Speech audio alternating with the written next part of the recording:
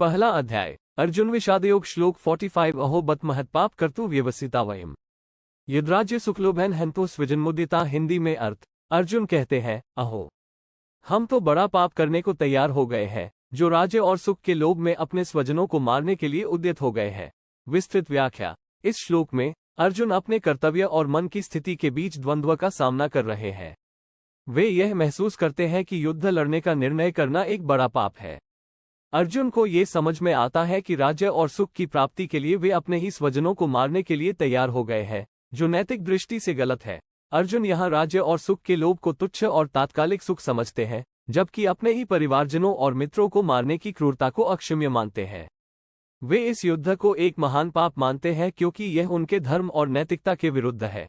ये श्लोक अर्जुन की नैतिकता, करुणा और मन की कठिनाई को दर्शाता है। अर्जुन को अपने कर्मों का फल समझ में आता है और वे इस विचार में पड़ जाते हैं कि क्या राज्य और सुख के लिए अपने स्वजनों का बलिदान देना सही है। श्लोक का संदेश ये है कि किसी भी कार्य को करते समय हमें उसके नैतिक और धार्मिक पहलुओं पर विचार करना चाहिए।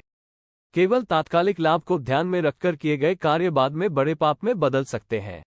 अर्जुन का ये श्लोक हमें बताता है कि नैतिकता और धर्म के प्रति सजग रहना आवश्यक है और किसी भी निर्णय को लेते समय दीर्घकालिक परिणामों को ध्यान में रखना चाहिए।